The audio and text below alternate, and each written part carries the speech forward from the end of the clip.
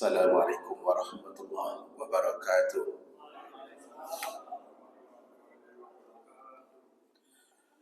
Alhamdulillahi rabbil alamin. Wassalatu wassalamu ala asyrafil mursalin wa ala alihi wa sahbihi ajma'in. Rabbi shrah li sadri wa yassir li amri wa hlul 'uqdatam min lisani yafqahu qawli. Bersyukur kita kepada Allah Ta'ala yang masih memberikan kepada kita kesempatan hingga kita sampai pada hari ke-8 bulan suci Ramadan tahun 1446 Hijriah ini. Mudah-mudahan Allah senantiasa memberikan kebaikan-kebaikan Ramadan ini kepada kita. Salawat dan salam kepada Nabi Muhammad sallallahu alaihi wasallam. Allahumma salli ala sayyidina Muhammad wa ala alihi wa sahbihi ajma'in. Bapak Ibu jemaah salat subuh yang dirahmati Allah Ta'ala, pagi ini kita akan membahas tentang keajaiban doa. Tentu kita selalu berdoa dan mendengar orang berdoa. Doa itu artinya meminta dengan penuh kerendahan hati kepada Allah Subhanahu wa Ta'ala. Maka ketika seorang berdoa, ia mengandung 3 hikmah yang ada di balik doa yang diucapkannya kepada Allah Ta'ala. Pertama, berdoa itu adalah bentuk kerendahan hati. Orang yang tidak mau berdoa itu adalah orang yang sombong. Karena biasanya orang yang merasa besar, orang yang merasa tinggi, dia tidak akan pernah mau meminta. Seperti di dalam kehidupan kita, kalau kita melihat ada orang yang kita sebutlah kaya raya dan lain sebagainya, maka pantang baginya untuk meminta sesuatu kepada orang lain, karena dia merasa tidak butuh. Kemudian yang kedua, di dalam doa itu merupakan bentuk penuhanan Allah yang sesungguhnya. Ketika kita meminta kepada Allah, menunjukkan bahwa kita telah menuhankan Allah pada posisinya sebagai sang pengabul permintaan. Karena itu, Allah Subhanahu wa Ta'ala menjadikan berdoa ini sebagai salah satu sebab dibantunya seorang hamba. Kemudian yang ketiga, hikmah di balik berdoa itu, ia merupakan bentuk keimanan kepada Allah Ta'ala. Orang tidak akan mau lagi meminta kalau dia tak percaya bahwa ada yang bisa mengabulkan doanya. Karena itu biasanya antara doa dan tidak berdoa itu terkait dengan iman dan kekafiran. Orang kafir tidak akan pernah meminta. Yang meminta itu hanyalah orang-orang yang beriman. Karena orang beriman tidak pernah merasa putus asa. La tai'asu min rauhillah. Janganlah kalian berputus asa dari rahmat Allah. Tidak ada yang berputus asa dari rahmat Allah illal qaumil kafirin, kecuali orang-orang kafir. Maka dari dulu ibu bapak, doa ini menjadi senjata yang dimiliki oleh orang-orang yang beriman untuk merubah segala problematika, merubah segala masalah di dalam kehidupannya. Nah, ajaibnya doa ini, dalam catatan sejarah, begitu banyak sesuatu yang berubah disebabkan doa-doa orang yang berdoa kepada Allah Subhanahu wa Ta'ala. Salah satu contoh kita buat. Ini hidung tidak bisa bernapas. Jadi bernapas dari mulut. Tak lewat. Salah satu contoh. Satu ketika Nabi mendengar ada orang musyrikin Mekah dalam jumlah yang sangat banyak menuju kota Madinah. Dan mereka pasti akan menghancurkan kota Madinah. Ketika itu, Rasulullah rapat dengan sahabat-sahabat bagaimana cara menghadapi mereka ini. Ada macam-macam usulan. Tapi kemudian Nabi menerima usulan Salman Al-Farisi. Menggali parit yang memotong jalan menuju kota Madinah. Maka akhirnya Nabi dan para sahabat pun mencoba menggali parit itu, yang kita kenal dengan perang Khandaq. Digalilah parit itu seukuran tidak bisa dilompati kuda. Itu kira-kira berapa lebar itu Bapak Ibu? Mungkin sampai 6 meter boleh jadi. Karena lompatan kuda itu jauh. Selain lebar, dalam. Tujuannya apa? Menghambat lajunya orang musyrikin Mekah sebelum mereka sampai ke dalam kota Madinah.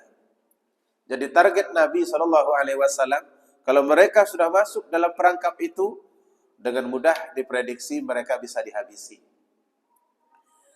Selesai beliau menggali parit, berjam-jam, karena semua orang ikut. Sampai-sampai Nabi SAW kabarnya mengikat kain di perut beliau karena ada rasa lapar, tetapi ini tidak boleh berhenti. Sebab orang itu terus bergerak menuju kota Madinah. Setelah selesai menggali parit, semua orang standby di tempatnya masing-masing. Nabi kemudian melaksanakan ibadah dan berdoa kepada Allah Ta'ala agar Allah datangkan pertolongan. Hingga tak mau Nabi diganggu, karena begitu seriusnya beliau berdoa. Sampai besok, doa-doa Nabi masih terus mengalir kepada Allah Ta'ala. Akhirnya apa yang terjadi? Perang itu selesai tanpa ada satupun tetesan darah orang-orang beriman, disebabkan luka pedang. Orang-orang musyrikin Mekah yang melihat ada lubang yang memotong jalan mereka, mereka akhirnya berkemah sebelum mereka melewati parit itu. Dan malamnya Allah turunkanlah hujan lebat dan kemudian angin kencang sekencang-kencangnya. Dihapusnya semua perlengkapan-perlengkapan yang mereka bawa dari Mekah. Akhirnya habis seluruhnya. Melihat itu mereka pikir kita tak mungkin berperang dalam kondisi seperti ini. Akhirnya mereka kembali ke Mekah, Islam pun aman. Begitulah cara Allah mengabulkan doa-doa yang serius. Dan yang paling ma'ruf itu doa Nabi Yunus. Pernah dengar Nabi Yunus Bapak Ibu? Nabi Yunus salah satu di antara nabi yang diperintahkan Allah untuk mengajak umatnya. Kalau kawasannya kita dengar itu di Irak. Di situ lahirnya Nabi Yunus dan di situ pula beliau berdakwah. Tapi memang lazimnya seorang nabi selalu menemukan kendala dakwah itu serupa, yaitu orang-orang menolak dan bahkan tak segan mereka menuduh, bahkan ada yang membunuh para nabi yang mendakwah kepada mereka ini. Nabi Yunus pun berhadapan dengan masyarakat yang karakternya hampir sama. Mereka mengolok-olok beliau, mereka juga mengucilkan beliau, sampai ketika Nabi Yunus berkata, takutlah kalian kepada Allah, nanti kalian akan diturunkan azab. Mereka dengan entengnya berkata, fa'tina bima ta'iduna in kuntum shadiqin. Coba datangkanlah bencana azab yang engkau bilang itu. Kalau benar ucapan itu, atau kalau engkau memang adalah orang-orang yang benar. Begitu tantangan kaum Yunus kepadanya. Karena sudah lama beliau mengajak, enggak juga mau. Akhirnya Nabi Yunus pun pergi meninggalkan kampung itu. Melihat Nabi Yunus pergi, orang-orang ini merasa khawatir. Jangan-jangan yang dikatakan Yunus ini benar adanya ini. Maka satu demi satu pun mereka beriman. Dan itu sampai kepada Nabi Yunus. Cuman beliau sudah terlalu terluka, teramat dalam kecewanya. Akhirnya beliau tetap pergi meninggalkan umatnya. Seperti yang kita dengar, beliau naik kapal, naik perahu di tengah laut, angin kencang, gelombang besar. Akhirnya nahoda memilih untuk membuat satu kebijakan. Mesti mengurangi muatan kapal ini. Kalau tidak dikurangi, kemungkinan besar tenggelam. Barang-barang pun dibuang. Setelah barang-barang dibuang, ternyata olengnya semakin kuat. Maka muncul ide, kurangilah penumpangnya. Kalau barang dibuang, itu mungkin tidak ada masalah. Paling cuma sekedar pergi dan nanti bisa dicari kembali. Tapi kalau penumpang yang dibuang, siapa yang akan dibuang? Maka kisahnya, kononnya dibuatlah undian. Di mana nama yang keluar dalam undian itu adalah orang yang akan dibuang dari kapal itu. Seperti yang kita buat. Begitu diambil undiannya, ternyata nama yang keluar pertama, nama Nabi Yunus. Orang tak percaya. Ini orang baik. Kenapa mesti dia yang dibuang? Ulang lagi, ternyata nama dia juga keluar. Sampai kali ketiga. Mungkin dalam bahasa kita, nasib, ya begitulah lagi. Setelah 3 kali dibuat, masih tetap nama beliau juga. Akhirnya disuruh pilih, engkau terjun sendiri atau dilempar. Ya dua-duanya akhirnya pasti sama. Tetap saja sampai ke dalam laut. Entah bagaimana, kita juga tidak diceritakan secara detail tentang itu. Akhirnya Nabi Yunus pun sampai ke dalam air. Begitu beliau menyentuh air, dia langsung ditelan oleh ikan. Ikan yang menelan Nabi Yunus itu namanya ikan Nun. Kalau di dalam Al-Quran ada satu surah namanya Nun, Nun wal qalami wa ma yasturun. Nah, Nun di situ, kata para ulama tafsir, itu nama ikan yang menelan Nabi Yunus. Cuman nanti kalau Bapak Ibu pergi ke pasar dupa, jangan tanya pula ada ikan Nun di sini. Biar kami tengok, walaupun anaknya saja. Seperti apa? Jenisnya mungkin ikan paus. Namanya saja yang Nun. Nah, ditelan oleh ikan berhari. Cukup lama beliau dalam perut ikan itu. Ada yang bilang dia ditelan di waktu subuh dan dimuntahkan oleh ikan itu pada waktu duha. Dari subuh ke duha berapa jam itu, Bapak? 3 jam lah kita sebutkan. 3 jam di tempat yang gelap, tidak ada udara, itu dalam normalnya mati, gak mungkin hidup.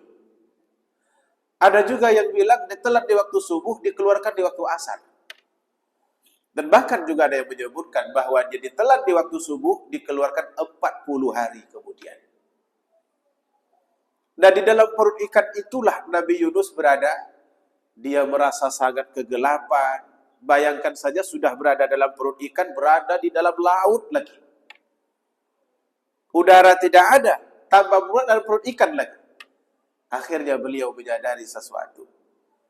Ada hal yang ditinggalkannya yang diperintahkan Allah, yaitu berdakwah kepada umatnya.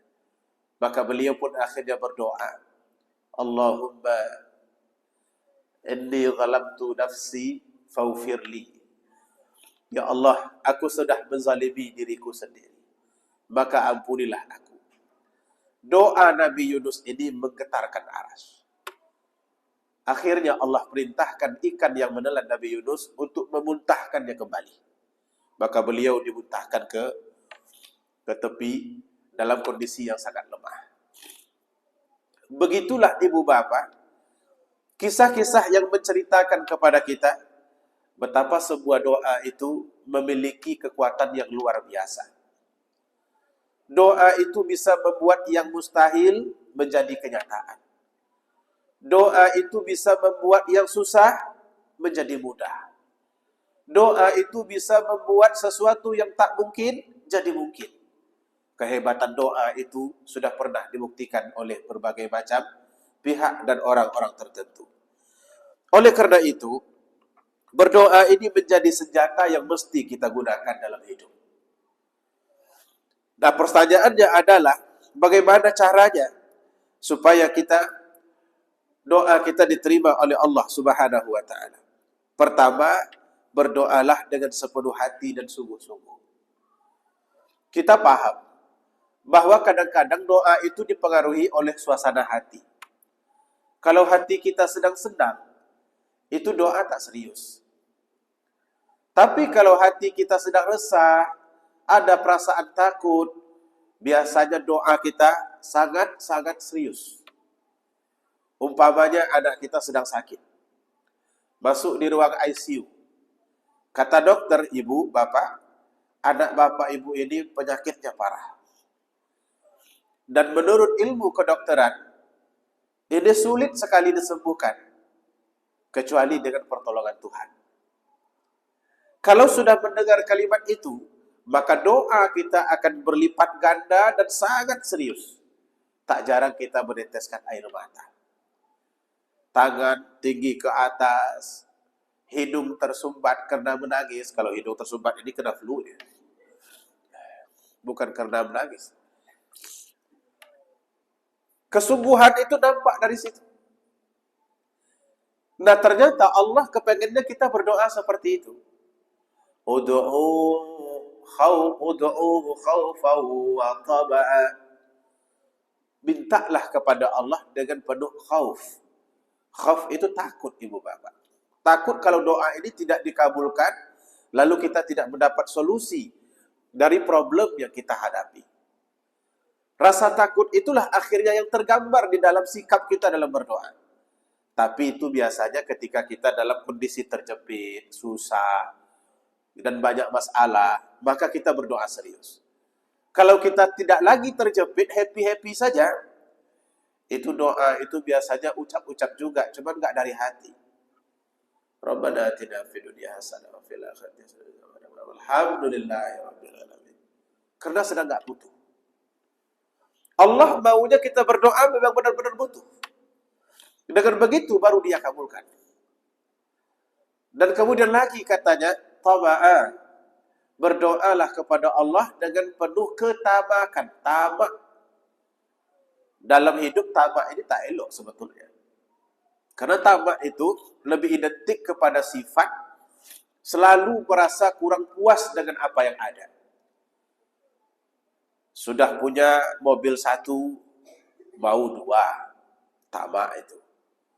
Sudah punya rumah 1, mau 2. Sudah dapat rumah 2, bingung mencari pembersihnya. Karena orang rumah cuma 1.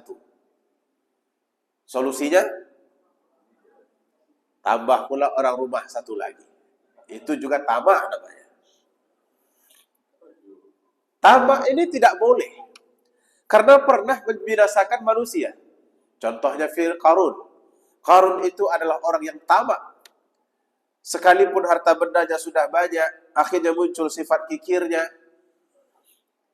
Karena sifat kikir dan ketamaan itulah yang menyebabkan ia memblok semua bentuk ibadah maliyah yang diperintahkan oleh Allah Subhanahu wa taala. Akhirnya apa yang terjadi? Qarun binasa. Allah pecahkan tanah di bawah kakinya, dia pun masuk ke dalam. Harta bendanya masuk ke dalam, semuanya ikut. Karena itu ibu bapak, saking banyaknya harta Qarun itu, andai kata sekarang ada orang menemukan harta-harta tertentu di dalam tanah, maka itu disebut dengan harta bukan karun, Qarun. Cuman kan kita selalu karun. Disebut harta Qarun, nggak ada harta-harta yang lain. Yang jumpa di belakang rumah, harta Qarun.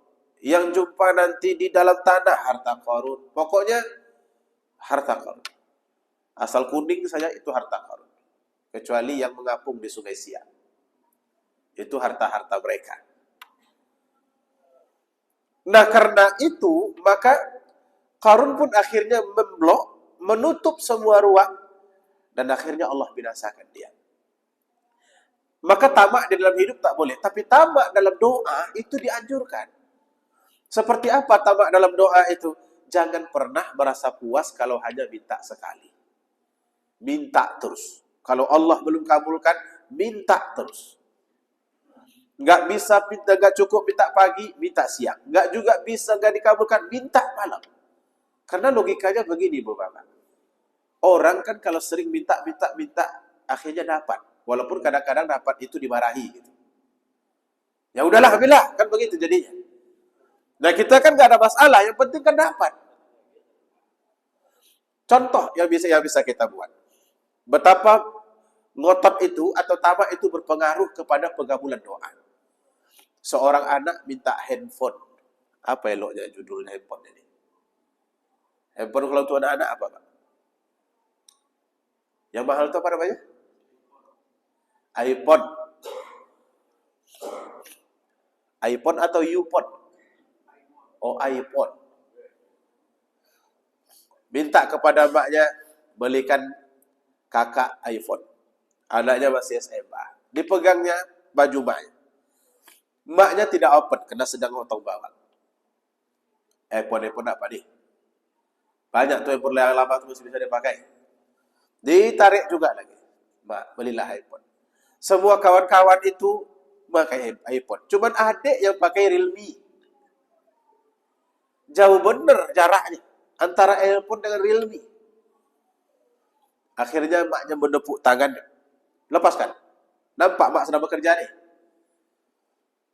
Ketika dia ditepuk, mulailah dia merasa tersentuh dan menangis. Pergi dia ke dalam kamar. Di kamar, dia menangis. Setelah dia mendengar ada remote mobil yang ditekan, menandakan bahwa ayahnya pulang. Maka di dalam kamar, dia semakin kuat menangisnya. Kenapa begitu? Karena ini doa sedang dicoba.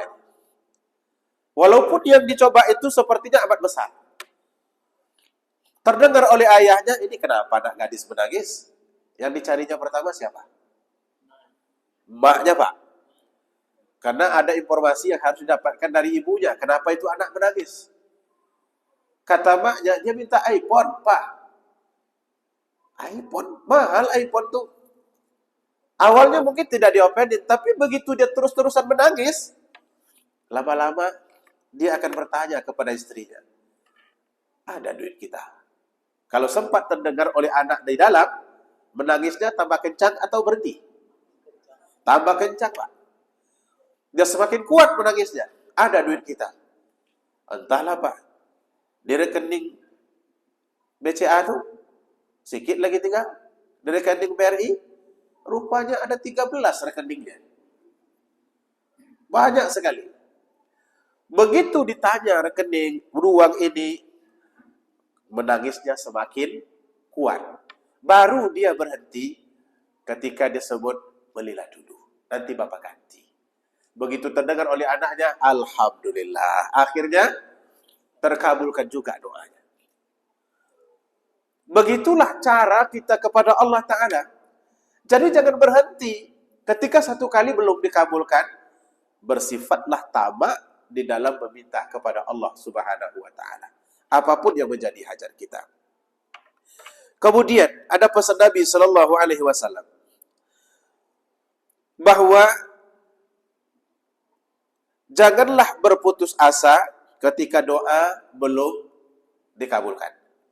Itu pesan Nabi. Karena biasanya Allah kepengen juga mendengar ini orang mintanya serius apa tidak. Ada satu ungkapan yang disebut di dalam hadis qudsi, la ta'jal biqada'i hajati abdi. Wahai malaikatku, kata Allah Ta'ala, jangan engkau segera mengabulkan, memberi apa yang diminta oleh hambaku ini. Karena kata Allah, inni uhibbu an asma' sautah. Karena aku senang mendengar doanya meminta, suaranya meminta itu. Jadi ketika kita meminta dengan suara yang terus-menerus, kemudian rendah, Allah senang dengan itu. Dan itu kadang-kadang menyebabkan Allah ingin lebih lama mendengarnya. Lebih banyak. Karena berarti dia betul-betul menuhankan Allah dan berhajat kepadanya. Maka karena itu, apabila doa kita tidak terkabulkan hari ini, jangan putus asa, minta lagi besok. Kalau Allah belum kabulkan besok, minta lagi lusa. Yang namanya berhenti, itu tidak boleh. Nabi Zakaria, usianya sudah cukup banyak. Ada yang bilang 120 tahun. Istrinya 94. Tapi masalah utama yang ada dalam keluarga Nabi Zakaria bukan rumah yang dia tak punya. Anak yang belum Allah berikan. Sementara beliau mengimpikan keturunan itu untuk melanjutkan risalah kenabian ini. Lazimnya ibu bapak, kalau orang sudah berusia 120, istri 94, itu nggak mungkin lagi punya anak. Apalagi sudah diklaim bahwa istri Nabi Zakaria itu mandul. Yang paling tua di antara kita berapa umurnya? 80. 80 lebih. Belum ada yang 120 kan Pak? Ini kira-kira kalau di usia 80 ini, kalau dikasih bini baru, mau nggak? Ada taluk nih. 80 saja tak taluk. Apalagi 120. Tapi beliau belum berhenti. Maka dalam Al-Quran diceritakan Allah, begitu gigihnya Nabi Zakaria memohon kepada Allah, walaupun dalam kondisi, kalau kita pakai logika itu mustahil. Karena usia sudah 120, istri sudah 94. Ibu-ibu yang paling tua berapa umurnya? Sekarang perempuan itu sudah menopause itu di usia 45. Kalau sudah 45 ke atas, dokter tak lagi menyarankan hamil. Karena dikhawatirkan nanti bisa hamil di luar rahim. Dan resiko kematian sangat tinggi. Ini 94. Tapi beliau tidak pernah berhenti berdoa. Sekali Allah tak kabulkan, beliau tetap berdoa. 2 kali, beliau tetap juga berdoa. Apa katanya dalam Al-Quran? Ini sesungguhnya ya Allah, tulang punggungku sudah bungkuk. Kepalaku sudah penuh dengan uban. Walam akum bidu'aika rabbi syaqiyya. Tapi aku tidak pernah berhenti berdoa kepadamu ya Allah. Ternyata dari doa yang tak henti inilah akhirnya Allah memberikan jawaban. Ketika dia mengunjungi Maryam, Maryam itu keponakannya. Maryam itu tinggal di tempat ibadah, mihrab namanya. Mungkin modelnya seperti inilah, boleh jadi ada mihrab, ada pula kamar di situ khusus untuk yang tinggal. Terkejut beliau ketika dia melihat Maryam memakan buah yang tidak ada di tempat itu. Kita kan kalau makan rebutan di sini, ibu bapak, biasa banyak rebutan. Tapi kalau makan buah pir, nggak ada di zamannya. Nabi Zakaria melihat itu dilakukan Maryam. Maka dia bertanya kepada Maryam, dia takut kalau keponakannya ini nanti melakukan hal-hal tercela, menerima orderan dari orang lain, siapa tahu COD. Atau ada kiriman-kiriman tertentu. Ya Maryam, anna laki hada. Wahai Maryam, dari mana engkau mendapatkan makanan ini? Maryam menjawabnya dengan simpel. Innallaha yarzuqu man yasha bighairi hisab. Sesungguhnya Allah memberi rezeki kepada siapa yang Dia inginkan tanpa mesti diduga cara dan jalannya. Mendengar jawaban Maryam itu, Zakaria langsung pulang ke rumah. Dan beliau berdoa. Di situ beliau mulai lagi berdoa. Di mihrab, beliau duduk dan berdoa kepada Allah. Apa katanya? Rabbana hablana min ladunka rahmah. Bukan itu doanya. Ya Allah, berikanlah kepadaku dzurriyyatan thayyibatan innaka sami'ud du'a. Berilah kepadaku anak yang saleh, sesungguhnya engkau adalah maha penerima doa. Itu yang disebutkan oleh Nabi Zakaria. Padahal usianya berapa? 120. Maka ketika itu Jibril turun. Memberitahukan bahwa doa beliau akhirnya dikabulkan. Innallaha yubashshiruka bi Yahya. Sesungguhnya Allah memberikan kabar gembira kepada engkau, wahai Zakaria. Engkau akan punya anak namanya Yahya. Hampir-hampir Nabi Zakaria tidak percaya. Apa katanya? Anna li ghulam wa qad balaghani al-kibar wa imraati akhir. Bagaimana aku akan punya anak sedangkan umurku sudah banyak dan istriku mandul? Kata Allah lagi, kadzalikallahu yakhluqu ma yasha. Begitulah Allah menciptakan apapun yang Dia inginkan. Akhirnya dia dapat anak namanya Yahya. Yahya itu artinya hidup. Dan nama itu diorder langsung dari Allah Ta'ala. Ini menunjukkan bahwa memberi nama anak itu penting dengan nama-nama baik. Agar ia menjadi doa. Karena memanggil anak dengan nama baik itu doa. Jangan beri nama anak itu hanya enak didengar telinga, tapi maknanya tak baik. Saya pernah memiliki satu orang murid mengaji dulu. Namanya Prengki Marjupon. Saya tanya kepada beliau, apa makna namamu ini? Nggak tahu Ustaz, ayah saya yang buat. Di kuliah, saya juga punya mahasiswa yang namanya kedengarannya bagus, tapi bisa bahaya maknanya. Muhammad Asrofi. Apa bedanya ibu bapak? Muhammad Asrafi, bagus nggak tuh? Kalau ashraf, mulia artinya. Tapi kalau asraf, boros artinya. Atau sangat memboros. Dia menulis yang kedua. Muhammad Asraf. Muhammad yang pemboros. Saya tanya, apakah dapat kiriman selalu? Dapat Pak. Cukup? Enggak. Itu salah bapakmu. Dia kasih nama kamu Muhammad Asraf. Muhammad yang sangat pemboros. Pantas habis terus-menerus duitnya. Ini kan artinya kekeliruan. Yang perlu dirubah oleh sebahagian manusia, oleh umat Islam terutama. Karena kita yakin bahwa nama itu adalah doa yang disematkan kepada anak. Nah ini yang ketiga yang diperintahkan Rasulullah. Jangan pernah berputus asa ketika doa kita belum dikabulkan oleh Allah Subhanahu wa Ta'ala.